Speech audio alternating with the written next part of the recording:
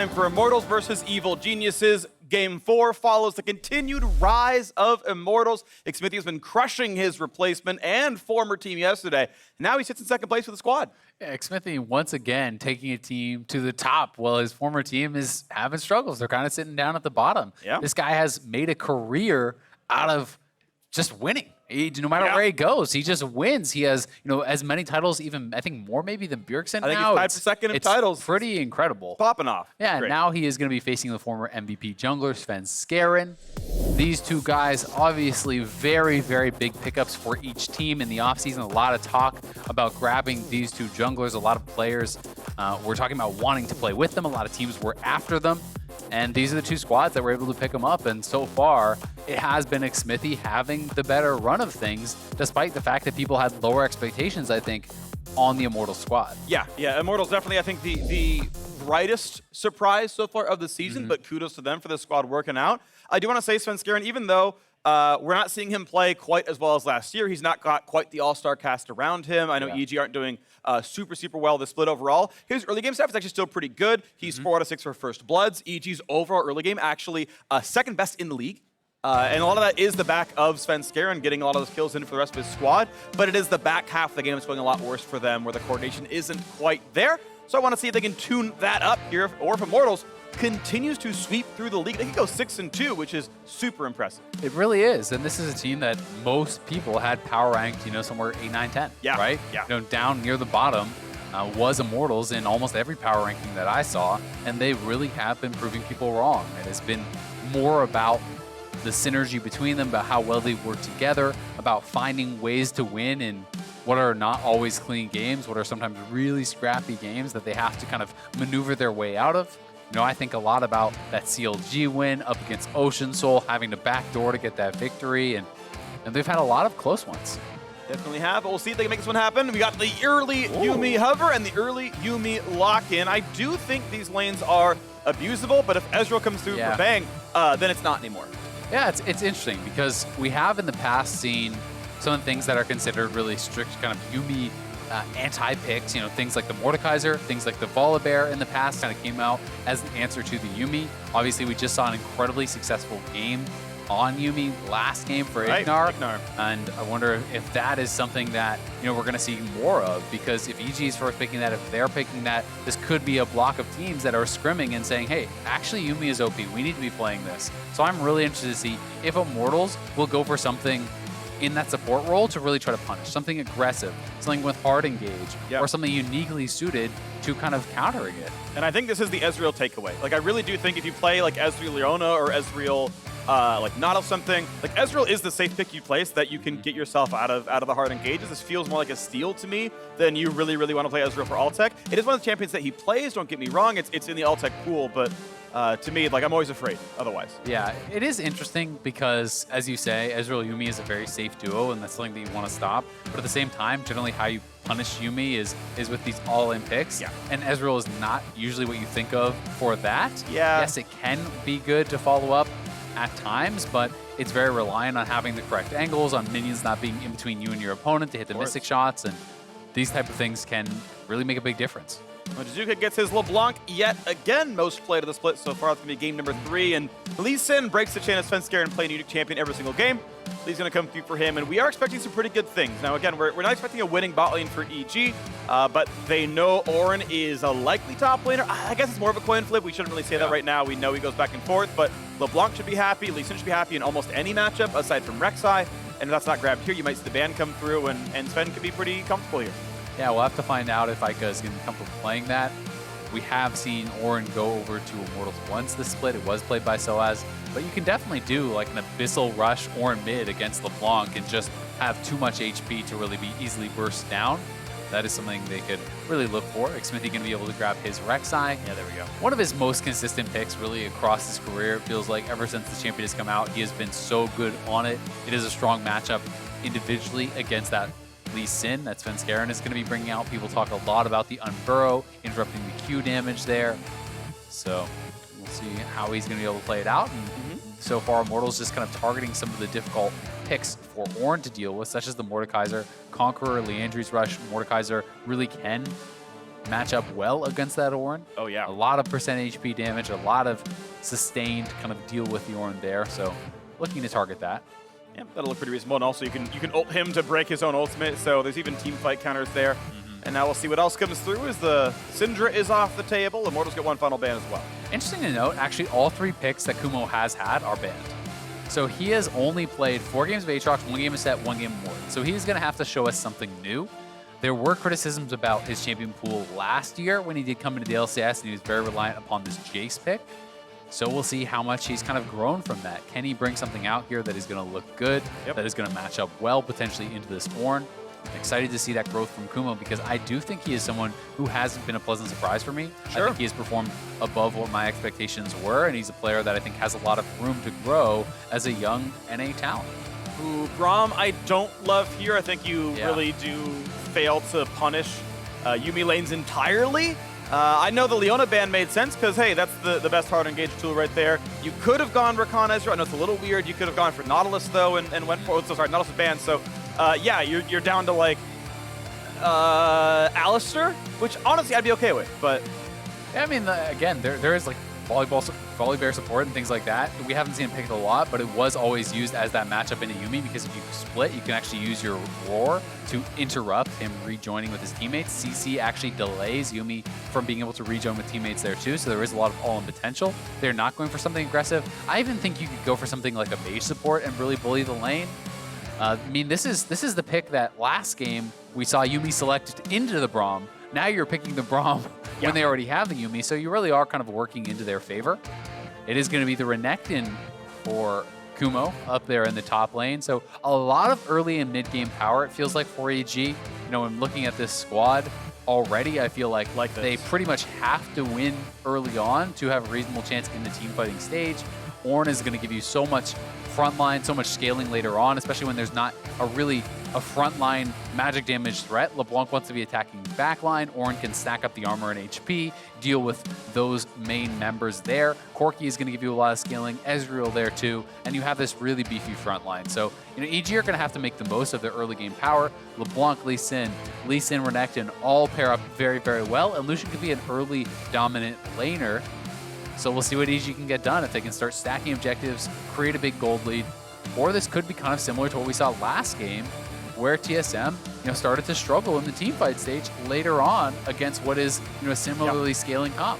Honestly, I think EG have pretty easy itemization choice here. Corki is 90-10 magic physical. Ornn and Rek'Sai aren't huge damage sources overall. And I mean, Altec can do okay, but he's still not going to be putting out absurd physical damage overall. And yeah, Hexagoes come in, and you start healing through all the rest of the damage. We'll see what comes through. EG, though, hoping to pick up a win. Their first game of the week is now, as Immortals have a chance to close out another 2-0 week, go up to 6-2. See if they can make that one happen as we are getting ourselves onto the Rift for the 4th and final LCS game of the day. Stay tuned to Force Academy after this, and we'll see if Immortals can continue to be the top of the table. And they can build a lot of space as well, right? Yeah. TSM just lost, so they can be heads and shoulders above almost every team. Yeah, I mean, they came into this week tied with TSM 4-2. TSM is now 4-4. They are already 5-1, I do believe. So, or 5-2, right? 5-2 right now. We'll see if they can go up to 6-2. Is going to be an exciting game as the screen splits to the sides. We reveal Summoner's Rift. We reveal evil geniuses doing battle with Immortals. How'd you know? How'd you know it was going to be Summoner's Rift? You know, it was a guess. I mean, they took out Treeline and Dominion, so I was like, well, unless it's a Howling Abyss, we're good. And going for a little bit ARAM. Yeah, I mean, all right, well, we're going to stop what we're doing right now. We've got Gabby on the side with Artemis. Well, since I have you by my side, Artemis, I did just want to ask you, kind of really figure out what's going on with Yuumi, right? 2 games in a row, Soraka banned Yuumi in. How much of this has to do with the prioritization of heavy healing? I think in the meta right now, healing is strong and sustain in general, especially with Yuumi and Soraka. But with the buffs we saw to Yuumi recently, I think it's a really strong pick. And we've seen LEC prioritize it pretty highly this week, and NA is maybe a bit slow to catch on. Like we saw CLG pick it yesterday and 1 game today.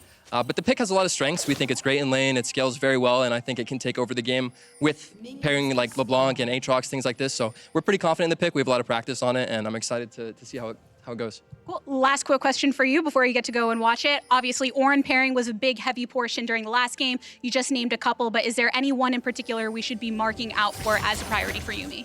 Yeah, watch Jiizuke with the Yuumi this game. He's going to have some fun.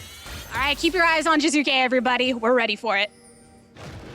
Yeah, I like that. I mean, we have an invade first of all, so we'll talk about this first, then we'll talk about Yuumi a bit more. But Immortals have the ward advantage. They've got the numbers advantage, kind of. I mean, Yuumi is there, but oh, if that Q hit bang, that was probably flashed down. Poke lands though, and Zeyzal kind of push them around. This is going to run out of patience very soon. They got to be careful this one. You can see Altec and Hakuho trying to mark Svenskeren, prevent the smite, but Xmithie is running out of health. Heal! Trades with exhaust. And there's the reset. Oh, Jiizuke's already having a great time. Hakuho is in a really rough spot. The kills are gonna come through. Jiizuke is donated 700 gold. Yikes, Immortals, that was a terrible invade. They stayed there for so long, and then the bot lane split away from Xmithie, leaving him alone with Zeyzal and Bang. You know, why are they trying to fully commit to chasing Svenskeren, right? You know, the skill shots miss. Now you need to just go back, help your jungler actually finish this buff. Instead, Altec and Hakuho both abandon Xmithie completely, charging after Svenskeren, who they're not even able to get in range of to hit. Xmithie is ignited, surely going to die, and he expends the flash, so bad goes to worse there, but that was just a terribly organized invade from Immortals, and they're going to be kicking themselves really far behind off of that. I mean, they're level 1. They traded support flash for mid flash. Jiizuke should have been down a summoner and having a rough time. Instead, he has 2 early kills. Well, he's going to start taking over this game, you have to assume, but 1,200 gold deficit is what Immortal's going to work through. Yeah. Now, thankfully for them, Xmithie's able to grab his own red, then run across the map, grab the opposing blue, so the buff difference won't be too big. And he's only down kind of half of a camp in that he matches 8 CS to 8 CS, then Lee goes to 12, but obviously the kills, huge. Yeah, the kills are really, really big. I mean, we talked about how EG kind of needed to snowball the early game, as now the collapse coming through here, but Jiizuke is continuing his base, so Xmithie can probably waddle his way out. But, you know, we talked about how EG wants to snowball an early game, right? Well, what better way than getting 2 kills at level 1 on your LeBlanc? That's going to be feeling incredible. Yeah. Already a very big early buy here. Eika wants to play this lane defensively to scale up. That becomes much more difficult when your opponent has all this early gold injected into him. We also didn't really get a chance to actually touch on, it is Omni Stone, Cork. Which I was really surprised by. So Omni Stone, to me, the power in this is constantly applying the runes, having a low cooldown and being able to constantly utilize them. In range versus range matchups, I feel that is much more difficult. If you have a matchup that you were bullying as a range champion, you're getting a lot of procs out of it. I'm going to be kind of interested to track how often he's actually procking it. He goes on screen, he got airy and just instantly triggers your battling gun. But his comment, that one's free. His comment, I think, actually expired. Sure, fair. Well, right now, Kumo's going to be trading with Soaz. They go back and forth. Yeah, so Corki feels like one of the champions to me that actually uses Omnistone well, right? In that he'll use Electrocute, he'll use Comet in like a generic team fight, he'll use all the other stuff, and he auto-attacks. So like Conquer and Press the Attack, and Lethal Tempo and Halo Blades, like those actually work on him as well. So I think Corki is in a position to do well with Omnistone. So I see how it works. Also worth noting that in team fights, it has a shorter cooldown than any other keystone in the game. Yep. It's like 4 seconds. You will for sure get 3 keystones in a team as long as you're able to consistently apply them, of right? Course. And that's kind of the trick, right? You know, I do think, you know, if you go for something like Fleet Footwork, you know, that is giving you, you know, guaranteed sustain and guaranteed keystone coming out into those team fights. But going to be interested to kind of track this and see how he does. And the other thing that's interesting about this keystone is that it actually prioritizes giving you Predator when you're coming out of base now, as we may see a gank here from Svenskeren, which can help you get on the map. Let's get away from this one. Knows he has flash, takes a good bit of damage, but Electrocute comes down, gets some shots there, and Sven is pushed off at half HP. Still, I honestly think that's a great gank from Svenskeren. You know, he can go back to base relatively soon. Eika just TP'd back out and lost about half of his health. He has no potions, so you know that is going to get really difficult. So this actually calls Xmithie over because he wants to reset the wave again. He says, I can't lane anymore against my opponent, so let's reset this, let me get a free base, and try to get back out on the map. Not terrible. Couldn't quick at the auto for Grasp. Also of note is because he's Inspiration Primary, he went for Futures Market, went into a deficit to buy that early Sheen and help him get some of the extra power early on. But I really do like Futures Market as well. I think it's actually a hugely beneficial rune to just get you onto the power spikes when you can't always do it. So I like that pickup a lot, and I'm honestly just a very big fan of Eika's rune page. Yeah, it's interesting. And Omnistone, I think, is something that is kind of largely unexplored, especially the Predator interaction. I really do think can have a lot of value. You know, when you're thinking about, you know, Corki wanting to get package and roam around the map, Predator can work in kind of a somewhat similar way, or just give you like a super package where you're really zooming out on the map with that bonus speed from the package plus the Predator boots to just kind of race out. Sure, get in there. Well, nice early pressure there as, of course, mid was pushed. They forced that recall off of Eika. So, you know, the bot lane's doing pretty well here as well. And Svenskeren gets a pretty easy solo on that first Drake. So Mountain added to the repertoire. Yeah, Bang and Zeyzal doing great so far in that bottom lane, and you can see that it was actually Altec forced onto the Sheen by, you know, trying to have a little bit more power to try to combat this. He's not going straight into the tier to stack that up as fast as possible. He's going to have to go back to that later on, so this will slow down his scaling a little bit. But he just feels like, hey, you're getting pressured this heavily. You've already lost a plate. You need to have some combat power now. Yep, and they're going to drop a little bit of CS once in a while, but should get most of them. A little bit of a slow, but pretty easy for Bang to juke backwards. There's really no way to threaten a kill on Lucian when your support is Rom. Fight right there. A little bit of damage comes through. Nice root, though, and yeah, like I can't get a whole lot done there. Conqueror is one of the runes that's hard to get rid of because you need to get fully stacked before it actually goes away. So you need that 10-stack Conqueror to actually make it cycle out. That is a bit of an interesting one. And I'm kind of curious on your thoughts about lethal tempo Ezreal. Because to me, it does help with frontline killing. You know, I've been seeing this picked up a little bit more. There's not really a great rune for Ezreal. He had been going Conqueror, but I'm seeing more and more lethal tempo just kind of for the additional attack speed, which you need a lot of when you're trying to kill frontline. But there's not a ton of that in this game. That's true. I think it is sort of like the default rune. I agree there's probably room for optimization in cases based on comp. I think that does make sense. But yeah, ultimately, you're the kind of situation where, like, I landed the Q, okay, if I want to E forward, it's ready for me instantly, right? And so it kind of synergizes there. The other half is Ezreal is essentially an on-hit champion, right? He's got Muramana and Ruin King. Like, you know, having a fake Rage Blade via lethal tempo, like, synergizes with his primary item buys. Big trade that Ike actually forced the flash. Did not need a flash. Jiizuke had no more damage left. Ooh, I think if the chain connects, I think he's dead. I Yeah? actually disagree there. That's a hard one to call, but I do think if the second part of the chain connects, he just gets autoed and probably dies. It's hard to know, but he's going in for it. Flash follow, but that's it. He's out of health. He's at 5 HP. Comedy of errors. The Flash Smite gets the kill. Now it's a knock-up here onto Kumo. But Svenskeren's here for the reinforcements. They can find the stun. He's dead. Flashed away from the slow, and, well, Immortals are on the board. That's a shutdown you just gave over. Jiizuke had this big early lead we talked about, and that was how it was used. His Ignite is on cooldown. Yeah, Eika has healed up somewhere there. Yeah, that was not even remotely close. That was terrible. That was a really, really bad play. But Immortals are rewarded with 300 gold on there. Yeah, let's watch this one more time. So 400 health. Eika has 400 health. Jiizuke going for the flash here. You know, Eika is very far back, hits the flash, misses the chain. Even with the chain, I don't think you kill him.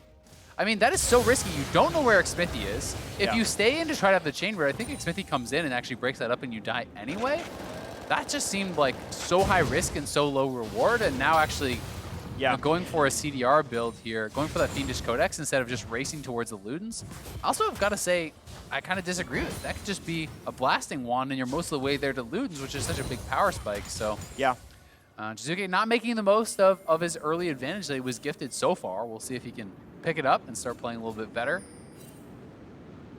We'll see. Package picked up now for the Corki, though. This was massively buffed. The AD ratio is about 25% higher than it was in the previous patch. It's, if you land on the entire package, 1,000% bonus AD ratio. Now, you're not going to sit in all 5 seconds of package in most cases, but if you do, in the case where you go AFK, actually for sure dead. You're just actually dead if that comes through.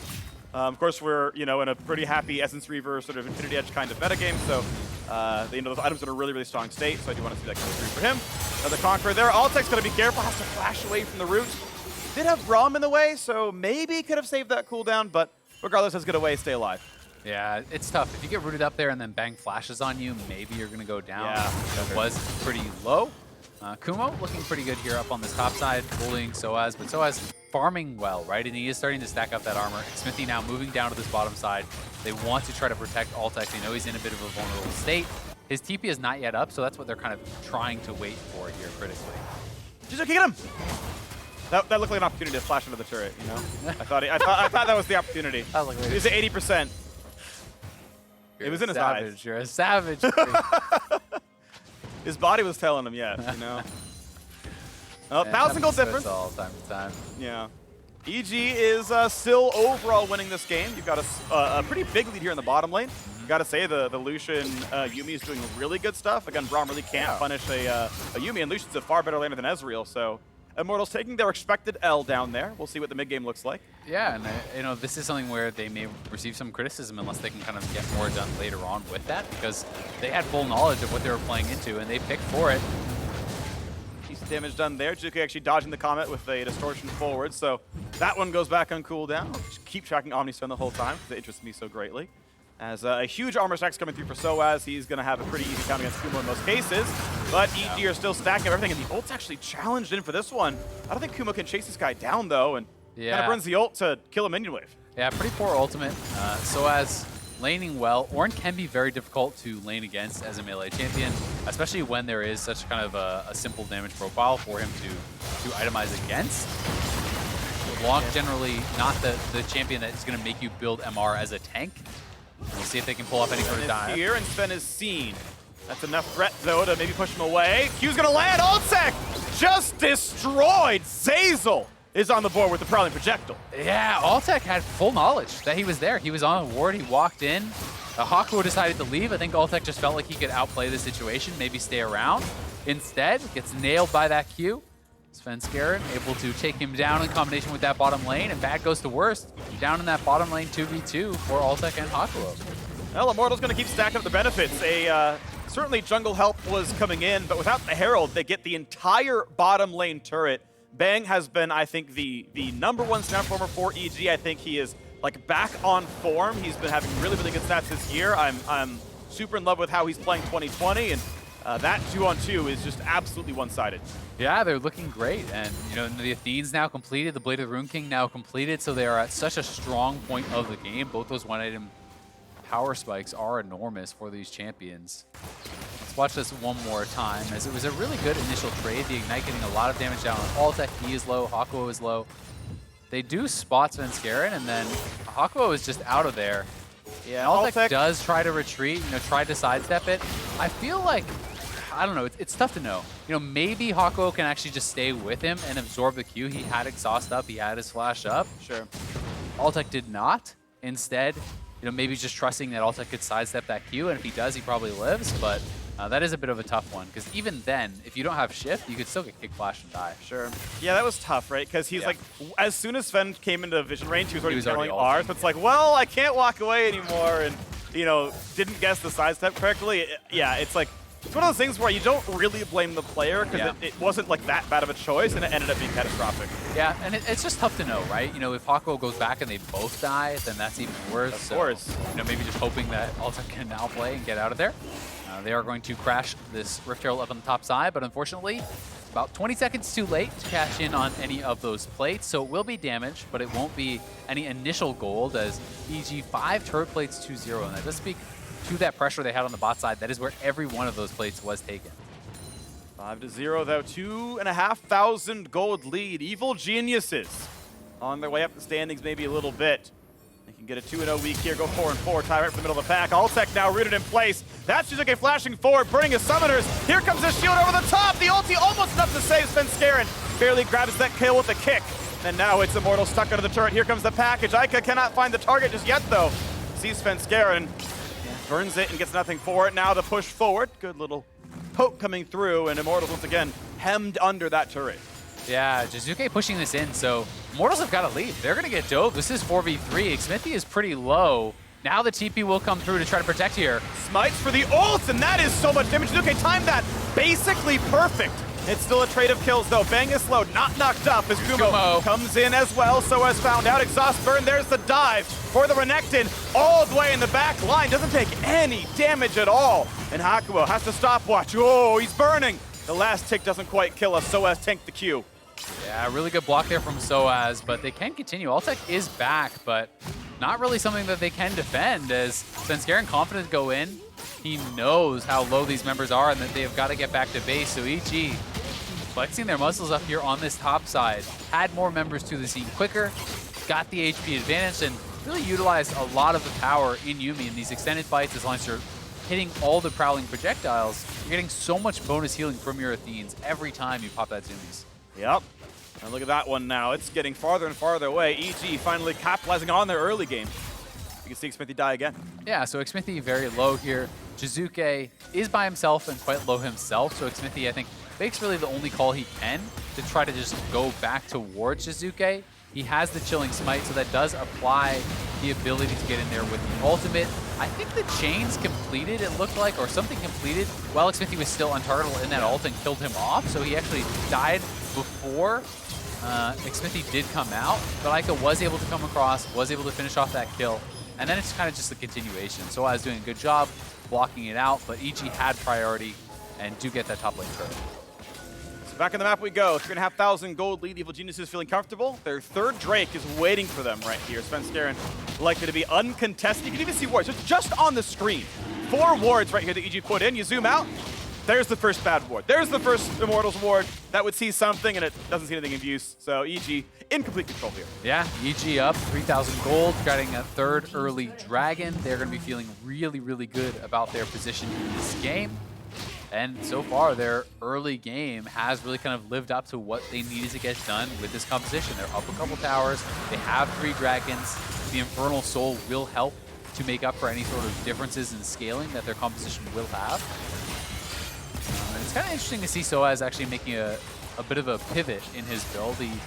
He's basically building 3 items at once now. I did think he was just going to go Iceborne and Sunfire. He has now moved back towards that Abyssal, which is incredibly efficient, but I'm just not sure he needs the MR. You know, maybe he's worried about the consistent threat and poke that could add up over time from Zeyzal plus Jiizuke, but I feel like you'd be better served by just stacking armor and then building something like a Warmogs to shrug off the poke, because it's not as though LeBlanc can focus you in the team fight and actually get a victory there. So yeah.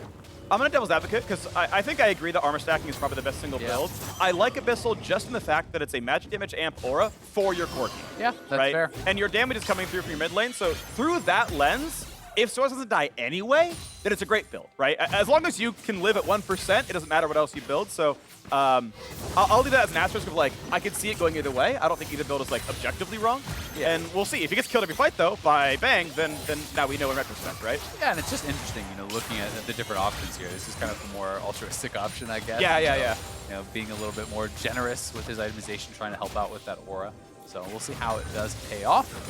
The game slowing down a little bit, but you know it is going to be about contesting this next dragon, 330, until that Infernal Soul dragon is up. EG are going to have 4 potential chances at it before Immortals could really get that off the map. So EG would love to get this, utilize that to try to snowball into a potential Baron, but this would be an incredibly early Soul. I mean, they could potentially have that at a bit past 22 minutes into the game. Yeah, very, very early stuff. Looking great for EG still. We're seeing defensive options coming through for Immortals. You got Hakuho rushing towards Stone Plate. Seems to need that one pretty badly to tank the front line. He's actually already even got his Ninja Tabby.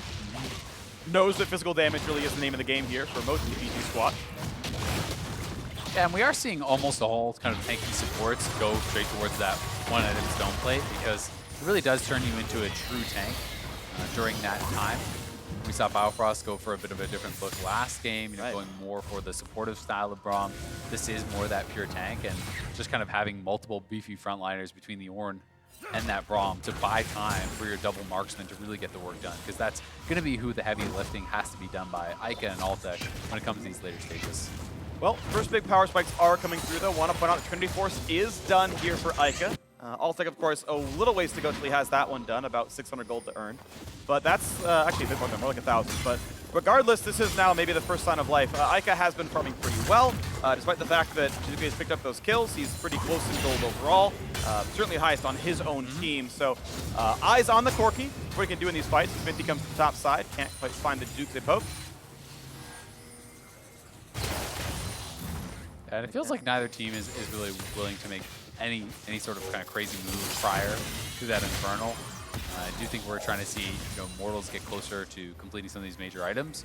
And one of the downsides that we didn't kind of touch on with Soaz's build is because you're building 3 items at once, it's post 20 minutes, he's level 13, he doesn't have a single Ornn upgrade, right? So he's a lot weaker than he could otherwise be going into this Dragon fight because you're missing out on thousands of potential bonus gold there. We'll see if he's going to be able to actually complete that in the next minute, but another Rift Herald is going to get dropped here, and this will be the mid lane getting cracked. And he's got Abyssal money exactly right now, so as long as he can recall, he can get the first item done. But Well, and he could craft it out. He really just oh, get that's it. true, yeah. As long as he has 5 seconds of safety, he can make that one happen. So at least that'll come through at some point. Herald goes down. Mid lane is cracked, though. EG the first to get all 3 outer turrets. Plenty of time. 1 minute to go. It's time to reset. Jiizuke already has. Almost to that death cap right now. Luden's already done. You can see in a 3,500 gold lead means Dragon's Soul is a minute away, and Immortals must dig deep. They have to find their answer pretty much right now. Johnny Rue does not have the money to finish the Triforce, so they're going to be without that spike. Predator, though, in for Eika. Did get the blue buff. That's pretty big. You know, going to be allowing them, if it is that extended fight around that Dragon Pit, to have extra poke coming out. You know, alongside that Ezreal can get pretty pesky, but Zeyzal, as long as he's not running out of mana, can also deal with a lot of that, you know, healing through it. Xmithie now is just kind of waiting here. They don't have a lot of vision. You know, it is a pretty dark area for Immortals, as Xmithie intelligently will recall, but really, you know, this whole area is pretty much EG. There is that one single ward that has now actually expired, so they don't have anything past the river at all. And EG will be a tough team to actually just kind of face check into. And Immortals spotted out, playing defense, all 5 members. Holding to go for mid lane pressure. They might just barely clear the wave first, but EG can easily answer that one. But a poke towards Eika. And the waves traded back and forth. Infernal Soul available on the map for evil geniuses. And Bang has the opportunity to carry this fight. He's got 2 items and a stopwatch. Such a strong point in this game. Just completed that Black Cleaver very recently, so we'll see what he can get done. The thing is, even with this composition, if you just mess up your engage, if you get kind of collapsed on, it can be very difficult to win a straight-up 5v5 against Immortals comp. So that is why EG is playing it somewhat slowly, despite the fact that they do have a big goal. Jiizuke, they're taking some decent poke. Eika pushing him down, then Jiizuke actually pretty low on mana here as well. So there's little bits you can see that slightly favor Immortals, but Soaz taking some poke, takes the chain, takes the second one, and wow, down to about half HP, and Immortals is slowly getting just pushed away and weathered down. The blue buff mattering a lot, though. You know, Eika full mana. Are they really just going to give up the soul? Yeah. Wow. So I guess that's a call with Soaz chunked out. I would have thought they would just base Soaz, TP him in, and try to contest. I am very surprised at that call, but I guess they are just feeling, hey, we just need to keep delaying it. Yes, it is an advantage, but if we can get to the late stages, we have superior scaling, we have a team fight advantage. And that is true, but you know, Baron is now on the map. Your opponents have gotten a very early Dragon Soul and are given a lot of the tools that they need to then just repeat the process that they just had over at the Baron. Yep. 127 damage on the Infernal Soul anytime Jiizuke lands his skill shot. So it's roughly, he's got 2 Luden's Echoes. That's the damage profile there. And you've got to add that in for Zeyzal too, who has very reliable poke with that Prowling Projectile. That starts to really add up over time. This Yuumi is going to be very, very annoying. And one of the things that can be kind of most surprising with it is it turns abilities that were not threatening previously into pretty annoying poke abilities. Lucian W is essentially adding that Ludens. Every Prowling Projectile, every random Lee Sin Q, you know, these things start to add up and turn a team that, you know, doesn't really have very threatening poke into something that can kind of really be annoying over time. Now Kumo barely getting away, doesn't have to burn the flash, but now it's a retreat for the Immortal squad as they reconvene on the right-hand side of the map. Cannot find the opening on their side. Gold lead has been holding pretty flat, right? EG haven't gotten another turret, haven't gotten another kill. It's just the neutral objectives being added, but they are playing for that top river. Division's going their way, but there are still some Immortals wards. Corki splitting in the bottom side, squaring off against Kumo's Renekton, and reinforcements are on the way down there, hoping to find some openings on that side. Of note, Kumo did go for an armor stack, so doesn't have the best defenses here against this Corki. And now the attempt right there, they're gonna have some damage, but they completely whiffed the ulti. Soaz not gonna get a lot done to the turret, but they can maybe try to wear down this Renekton. They don't find the knockup, but they get a little bit of Dark Harvest damage. But Kumo, tanky under the turret, stays alive, clears the wave. Yeah, Soaz trying to make the prediction on which way he thought Kumo would juke. Kumo, though, confident in his reaction times there, is able to just read that it's going to miss, doesn't even have to react, and EG at the same time now will get mid lane control, they will push down, get a lot of damage down on this turret, and can retreat over towards that Baron side of the map. Again, establishing more and more vision. It is a dark and scary place out there for Immortals.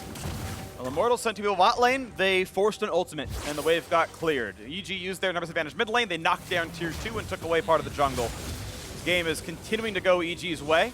As they clear things off, earn extra gold, and Jiizuke gets to walk away after grabbing those Krugs. And take a look at the Yuumi damage, right? That is the one that really kind of stands out to me right here. 8,567 damage just behind the LeBlanc that got 2 kills at level 1, right? Yep. You know, this is an incredible amount of poke that you are able to put out. And until people have lifesteal, until people have things like Warmogs or just a lot of regen, it does add up, and it can win you fights before they even start if you're able to poke out a carry to even half. And EG likely to just continue to hold that top side of the map, ward over the wall. Easy 1 gold. Easiest 1 gold Bang's ever earned in his life. Another 30 on top of that one, he's rich.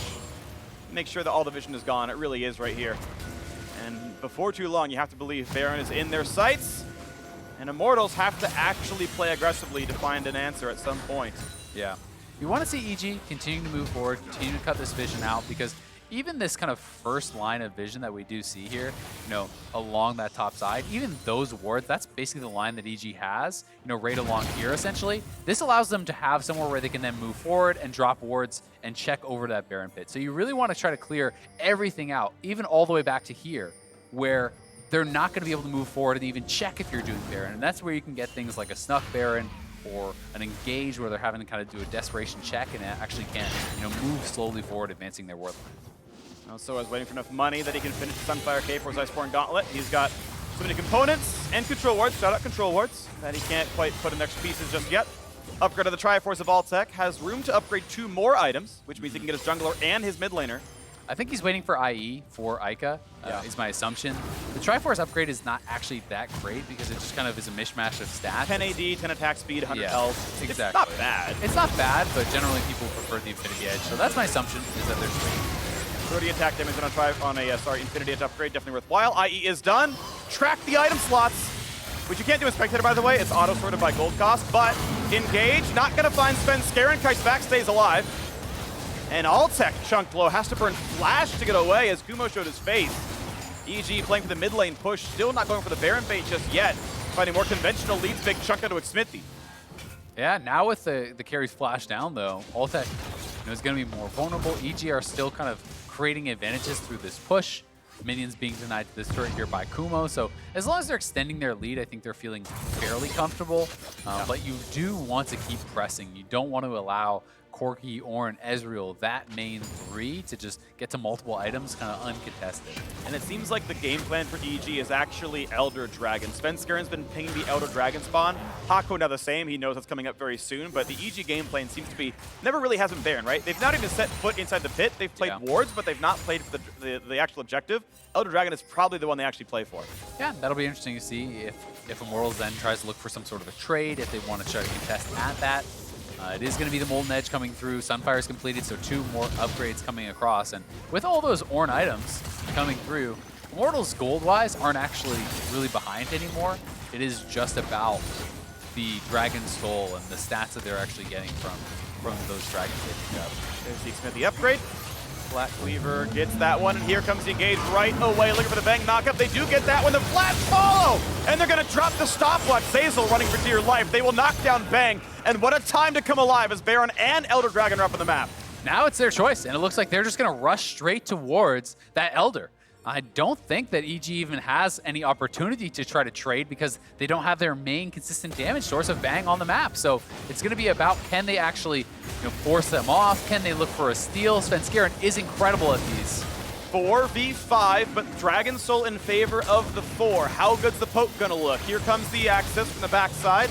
Soaz poke, Svenskeren winning the wings. Easy reveal there as well. Kumo jumps in, goes to the flash play. There's a knockdown Altec, and they shut him down. He was flash split. The flash knockup finds Jiizuke. Xmithie finds a stopwatch. That's a 1 kill for 1 so far. Ulti comes across. Eika just trying to run away, but he's gonna get chased down as well. And despite being outnumbered, evil geniuses continue to fight.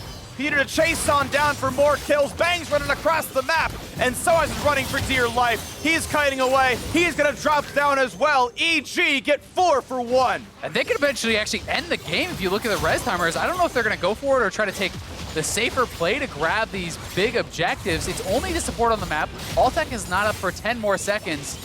they are looking like they are moving towards those Nexus turrets, now pulling back a bit. So I think the call is going to be Elder. You can see pings going down towards that. Not looking to make any sort of crazy play, but they have full control. The Elder will be theirs, and they should be able to use that to grab Baron afterwards. This should be uncontestable. Xmithie is alive on the wrong side of the map, so the Immortals call seems to be take top river as best you can, maybe try to set up for the Baron play that's coming. But there's so much more power on EG right now, a ton of extra damage. They are up gold, at least in terms of the scoreboard.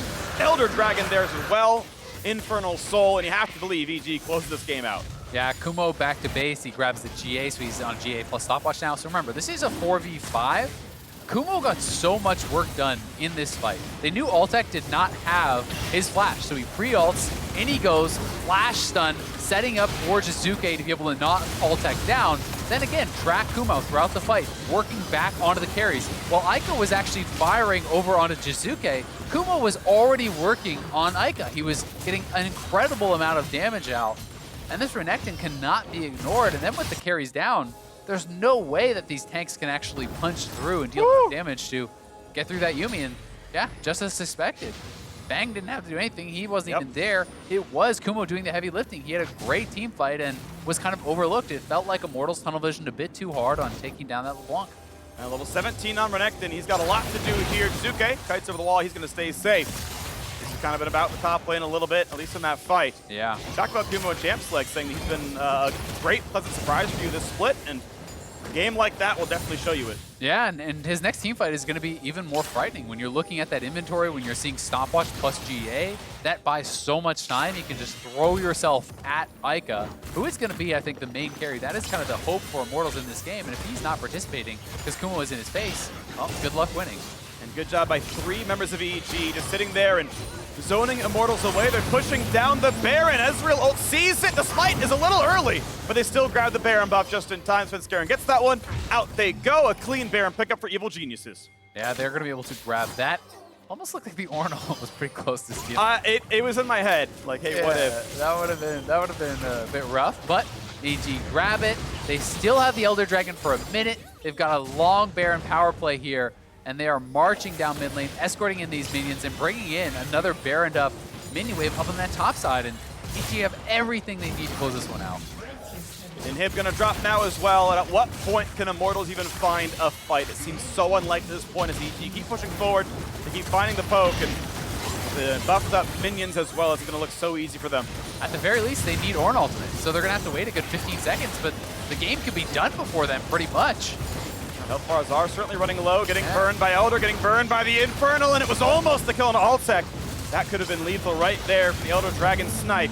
Here comes the Ornal, here comes the attempted play. Stopwatch buys some time. A knockup will almost kill Svenskeren, but he still won't go down. It's Captain Jack Sparrow over here, and now it's Immortals just forced to run away. Kill after kill after kill. It's 3 picked up already. Evil Geniuses find their 3rd win of the split, and they stop the win streak of Immortals.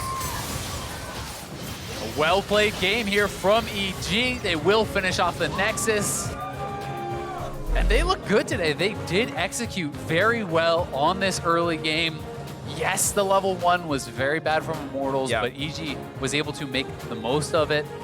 You know, we saw some really, really good play across the board. I especially wanted to highlight Bang and Zeyzal. I think that bot lane 2v2 got an incredible amount of work down for them. They were up heavily in farm. They knocked down the turret pretty much straight up in that 2v2 and created so many advantages. And then we did start to see, you know, what we heard from Gabby in that interview, that it was going to be kind of this Yuumi LeBlanc show, looking to poke, looking to harass, and keep Immortals at bay, and they just never could really kind of crack in once they got too far behind. Yeah, I mean, Immortals' engage tools was Ornn, and even though that ult is pretty solid, it's better as follow-up, right? You want something a bit more aggressive to really lead the charge, because you can so often scatter against that ulti. And at the end of the day, Immortals really could not get in. They got stumped at only 4 kills all game long, and bled out and bled out and bled out. I mean, I think one of the most difficult things for the Ornn in this game is when you're looking across at the champions, You've got Lucian, you've got LeBlanc, you've got Lee Sin, you've got Renekton. Every one of them has a dash and a way to kind of avoid. Yeah, and Yumi's untargetable. Absorb that, exactly. Yumi's attached to one of these people who are dashing. So that makes it really difficult for Soaz to actually find that proper engage. They made the call to just give up the Infernal and try to scale for late, but EG played it cleanly, closed it out. EG played it cleanly. Third win for them. We'll see him tomorrow as well. And when we come back with Tigers, we'll talk to Zeyzal about how